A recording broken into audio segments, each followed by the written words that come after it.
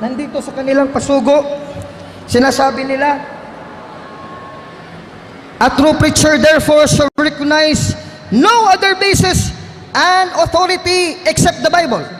He must speak only of that which the Bible speaks and keep silent wherever the Bible is silent.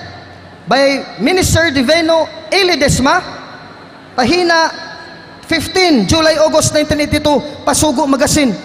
Magsasalita daw sila at magtuturo ayon lang sa nakasulat at sinabi ng Biblia. Sinabi pa ng Biblia na may huling sugo pa after Jesus and after the apostles and after the church established by Christ upon the apostles, mayroon pa bang sugo after that? Wala siyang napatunayan.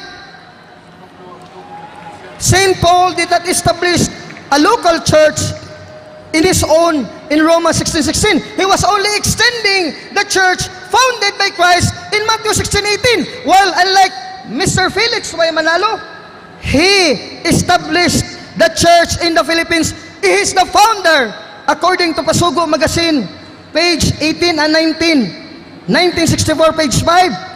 Sa pasasugitin natin ang kanilang pasugo na inalathala noong Agosto, September 1964, pahina 5, sinabi dito, kailan nagpadala sa pamamahalaan o nagpatala sa pamamahalaan o narehistro ang INK, Iglesia ni Cristo sa Pilipinas, noong Hulyo 27, 1914. Tunay nga na sinasabi sa rehistro na si kapatid Felix Manalo ang nagtatag ng INK. Tunay nga daw ang tagapagtatag, ang founder, Felix Y. Manalo, hindi si Kristo, sapagkat si Kristo hindi kailanman nagtatag o nagtayo ng simbahan dito sa Pilipinas. Pero dito, Pasugo Magazine, September 1967, page 53, Christ established His church in the Philippines. Kailan si Kristo pumunta sa Pilipinas upang magtatag ng simbahan? Ang sabi ng kanilang rehistro, si Felix Manalo ang nagtatag, hindi si Kristo. Contradicting Pasugo Magazine, 1967, page 53. And they claim, which is very terrifying, my friends, not one lamb of Christ during the first century remained. Wala daw kahit isang karnero o tupa na naiwan sa unang siglo sa iglesyang itinatag ng ating Panginoong Kristo. That is a blasphemy because it draws contradicting the words of Christ in John 10:29 and 28. At sabi ni Kristo, diringgin ang aking mga tupa, ang aking tinig, at sila'y aking nakikilala, at sila'y nagsisunod sa akin, at sila'y binibigyan ko ng walang hanggang buhay. Malilipol ba sila? Maubos ba? Not one lamb would remain. No, because Christ said, at kailanman hindi sila'y malilipol, at hindi sila agawin ng anuman sa aking kamay, at hindi sila maagaw ni anuman sa kamay ng aking Ama. Juan 10:28 hanggang 29. Again, falsos in multis, failing to prove all of their statements. False, everything goes false, and it falls down into nothingness because they have not proved nothing. The trouble with our friends here is that instead of defending what they have stated in their Pasugo Magazine, they seem to divert. Iniiwasan nila, dapat itong kanilang lathala na official magazine ng Pasugo, patutunayan nila sa banal na Biblia. Hindi puro rang salita, walang talata, walang Biblia, puro Pasugo Magazine. Ang ginawa nilang Biblia na salita ng Diyos para sa kanila, Pasugo Magazine, walang talata sa Biblia. Sanabi dito, pag hindi tinukod, hindi tinatag ni Kristo. What the scripture says about Christ Church by Minister Tomas C. Katangay, January, February 1984. Christ therefore is the founder of the church, the true church. Hence, a church established by any other founder. Pasugo kanina, rehistro sa sect, Felix Manalo founder. Any other founder means a bogus or false church. The true church being the founder, Jesus Christ. Kinontra ang Pasugo, walang talata, nagkakontra-kontrahan pa. Kaya mali lahat. I am sorry, but this is pahayagan ng katotohanan. Pasugo Magazine, pahina 21. Sinabi dito, Last messenger of God, pasugo July 1970, page 1. Dapat tanggapin ang huling sugo na walang kaligtasan. Kung hindi siya tatanggapin, no salvation without acceptance of Felix Manalo. Wala sa Biblia na tanggapin mo na si Felix Manalo na sugo para ka maligtas. Sabi na kanina, hindi daw sa kaligtasan. Sabi mo lang yon. Ang sabi ng opisyal pasugo nyo, para sa kaligtasan, kailangang manampalataya ka at tumanggap ka sa pagkasugo ni Felix Manalo. Point of fact, sa inyong doktrina, number 8, sa 25 doctrines, sa inyong mga inaakay na mga ibang relihiyon na papuntang Iglesia ni Cristo, ang isang doktrina yan at aral na dapat tanggapin para ikaw ang mabautismuhan, ang pagkasugo ni Felix Manalo, na dito sa Biblia, hindi nakasulat. Therefore, it is a bogus. And the claims of Mr. Felix Y. Manalo is false and false on a varsity. I am sorry to tell you the truth, because no matter how hard is the truth, we have to accept the truth, because Christ said in John 8:31 to 32, he who accepts the truth will be free, will be set free, meaning we can be saved by accepting the truth. The truth is, the Bible, from the Old Testament Genesis to the New Testament Revelations, nothing did the Bible, the Word of God, tells us in a verse, in a single chapter and verse, that Felix Y. Manalo is a true messenger of God in the last days. That's why the proposition crumbles. No matter how you watercolor your proposition, it could not be proven by the scriptures, and it is proven from first to last. What you are doing is attacking the Catholic Church, accusing it of apostatize without proving the veracity of your claim. Old Testament prophecy, only quoting but never producing a single evidence of why Felix Manalo is a fulfillment of such prophecy. To claim such does not constitute a proof. Therefore, no proof in the court. The evidence is stated, no evidence presented. It must be overruled by the judges of the court. You, venerable brethren, INC and Roman Catholic faithful, you are the court now and the judge. There is no evidence of proof or iota of verse or scriptures in the Bible that they have defended to prove the fulfillment of prophecy that is Felix Y. Manalo. Why? Because Felix Y. Manalo could not be sent by God. Because in the Old Testament, if indeed the prophecy in the Old Testament is fulfilled by Felix Y. Manalo, when did God the Father commanded, told Felix Manalo verbally, orally, and Manalo listening to the word of God the Father audibly with his ears, that God says, my son Felix Y. Manalo, you are the sugo in the last days. I commanded you. No, it has never happened, even in the life of Mr. Felix Y. Manalo. Jeremiah 23:21, God said, I have not sent these prophets, these messengers, yet they run. I have not spoken to them, yet they prophesied. Verse 30, therefore I behold, I am against the prophets, saith the Lord, that steal my words, everyone from his neighbor. Ninakaw ang mga salita ng Diyos, galing patungkol sa Diyos ay kay Kristo at sa mga apostol at sa iglesia na tinatag ni Kristo. Inangkin ni Felix Manalo at kanyang iglesia tinatag 1914. Ninakaw lang sa Biblia. Jeremiah 23:30, he is a false messenger and a false prophet according to this verse. Jeremiah 23 verse 21 and verse 30 to 32. Behold, I am against the prophets, says the Lord, that use their tongues, he saith. Behold, I am against them who prophesy false dreams, saith the Lord, and to tell them, and cause my people to err by their lies. Nagtuturo ng kamalian dahil sa kanilang kabulaanan, and by their lightness sa kanilang kahambugan at kapalaluan. Yet I sent them not. Hindi ko sila sinugo, nor I commanded them. Hindi ko sila inutusan. Therefore, they shall not profit these people at all, says the Lord. Wala kayong pakikinabangan na kaligtasan kung tatanggapin yung sugo, yung taong hindi tunay na sugo, sapagkat hindi inutusan ng Diyos at hindi sinugo ng Diyos, ayon sa Jeremias 23:21, 30 hanggang 33. The way in which God spoke to the prophets in the Old Testament times, according to Hebrews 1:1-2, is here stated in the book of Numbers chapter 12, verse 6 to 8. did this happen in the life of Mr. Felix Hoy Manalo so that we can accept him as a true messenger of God? Did God appear to him in a vision and spoke to him? Did God appear in a dream? No.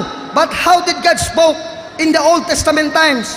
If really Manalo is a fulfillment of the Old Testament times, then let us read Numbers 12, verse 6 to 8. And God said, hear now my words. If there be a prophet among you, I the Lord will make myself known unto him in a vision. May pangitain ba, may vision ba si Felix Manalo? Wala! Nagkulong lang 3 araw, 3 gabi sa kanyang silid. Nagbasa ng Biblia, sugong agad! After 3 days na walang kain, walang tulog, sugong agad. Hindi nagsalita ang Diyos sa kanya, kahit man lang sa pangitain. So they failed in their proposition. And I will speak unto him also in a dream. And even unto my servant Moses, is that so, who is faithful in all mine house? With him will I speak mouth to mouth. Magsasalita ko sa kanya kung tunay na sugo, bibig sa bibig, orally, audibly, mouth to mouth. Sinabi ng Diyos, and not in dark speeches. The similitude of the Lord shall we behold. Makikita niya ang anyo ng Diyos. Wherefore then you are not afraid to speak against my servant Moses. Numbers chapter 12, verse 6 to 8. Hindi kailanman nakita ni Felix Manalo ang anyo ng Diyos Ama, ni ang anak na sinugo ng Ama, ng Espiritu Santo, ni ang anyo ng sino mga apostol at ng sino mga iglesia galing sa first century. Kaya siya ay false prophet and false messenger. And yes, he is the fulfillment of prophecy in the Bible in the New Testament. But I'm sorry to tell you, not the fulfillment of the prophecy about true prophets in the Bible, but this false prophet as Christ predicted in Matthew 24, 3 to 6, verse 11, and 24 to 26, which Jesus says, Jesus answered and said unto them, take heed that no man deceive you, for many shall come in my name, saying, I am Christ, and shall deceive many. Kailan titindig mga bulaang propeta? They shall hear of wars and rumors of war.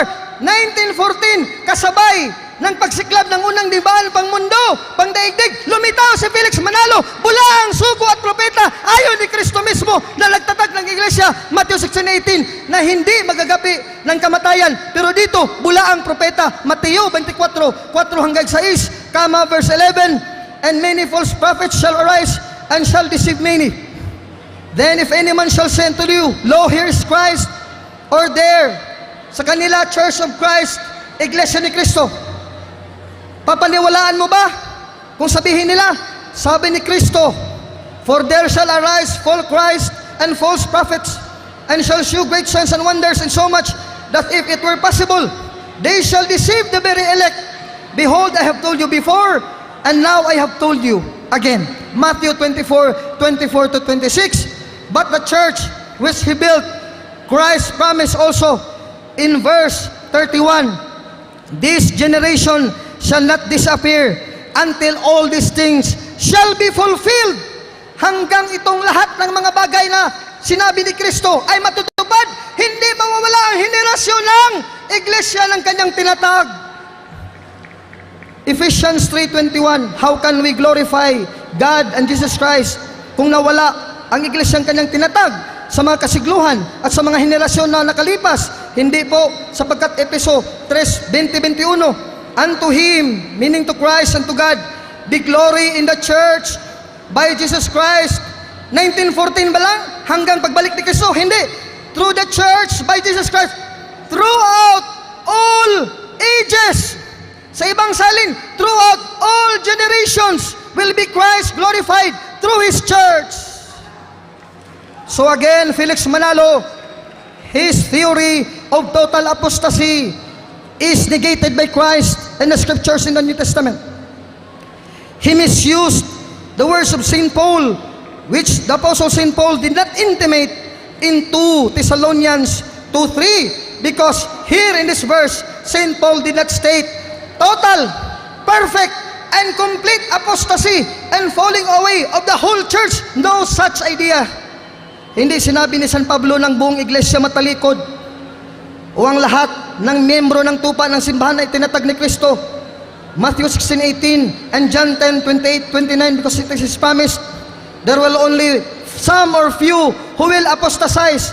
Let no man deceive you by any means, for that day shall not come, except there come a falling away first, that man of sin be revealed, the son of perdition.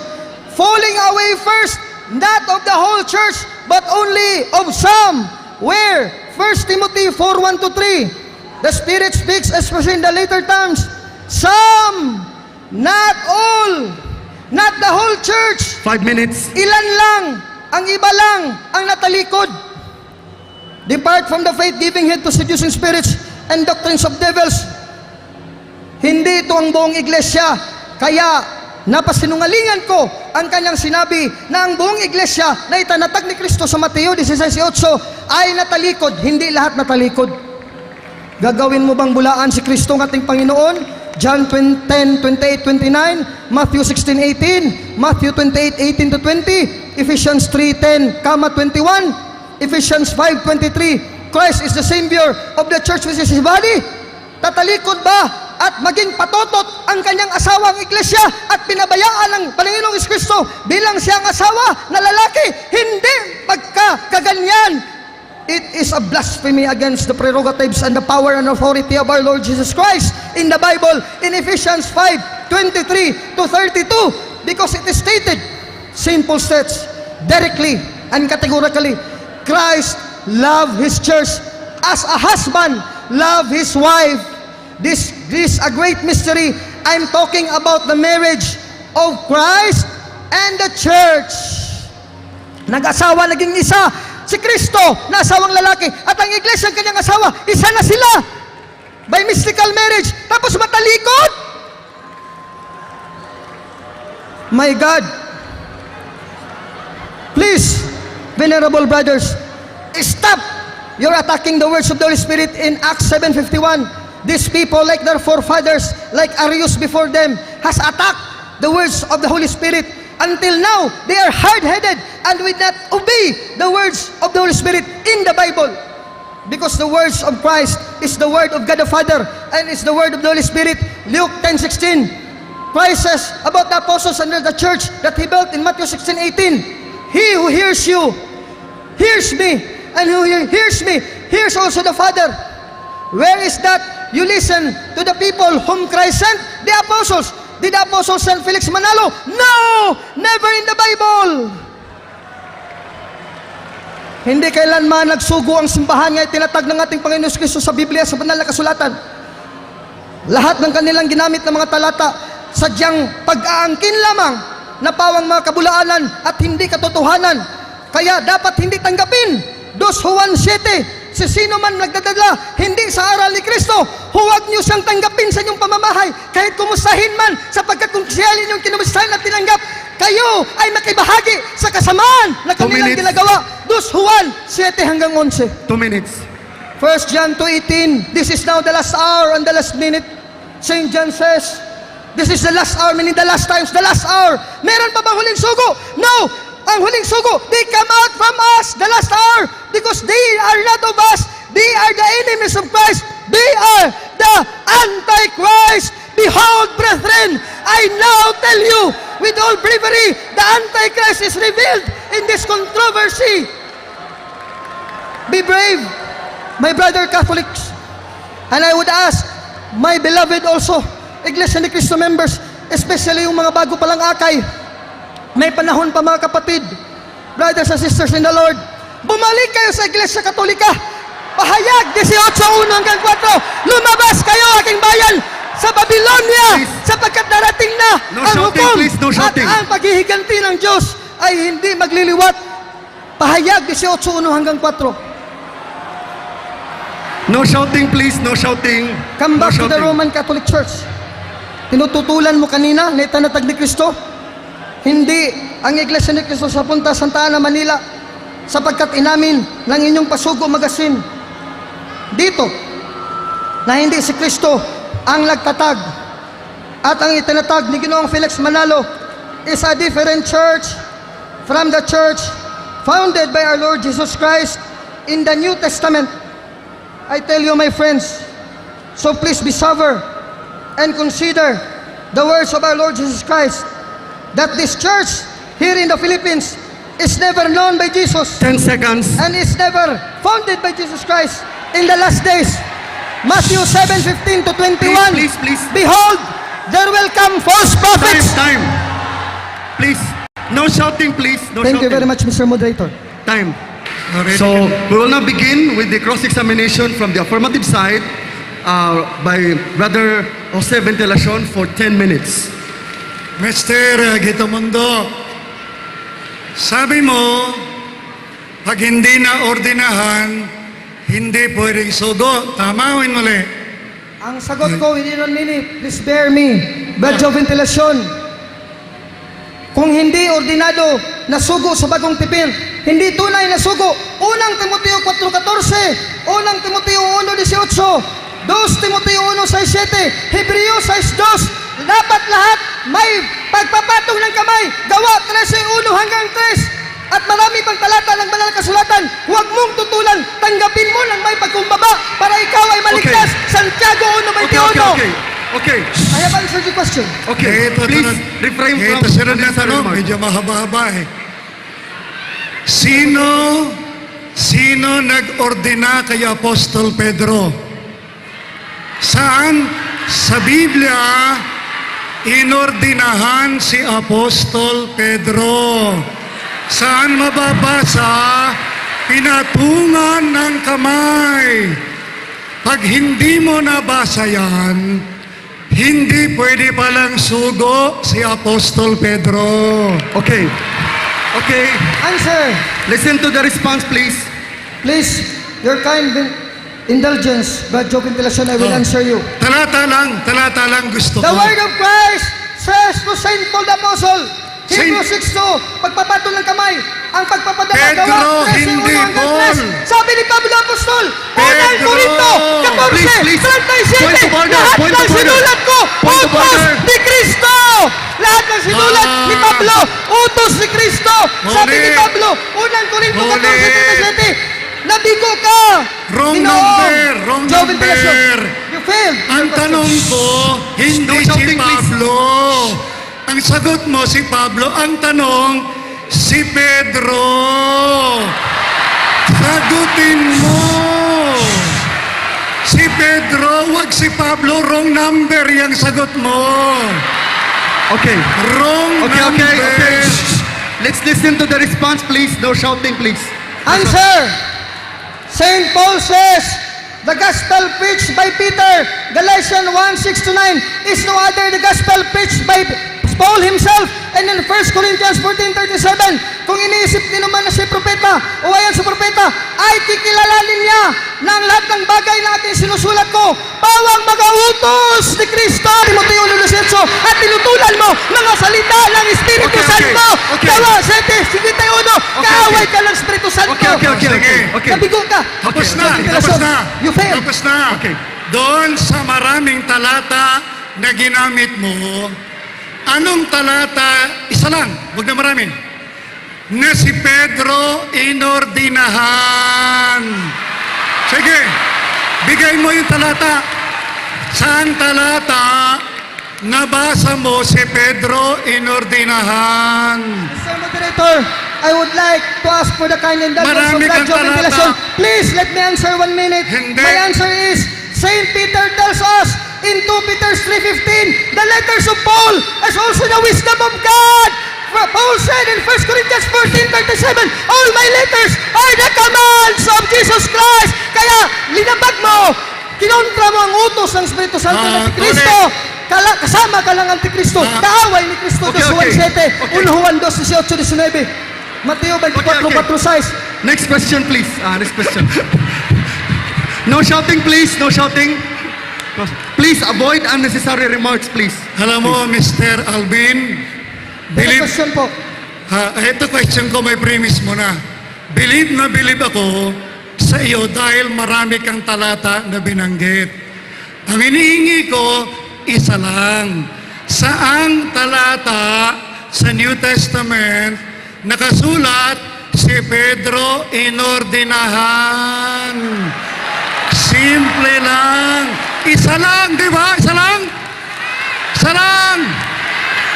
Isa lang. isa! Okay, okay.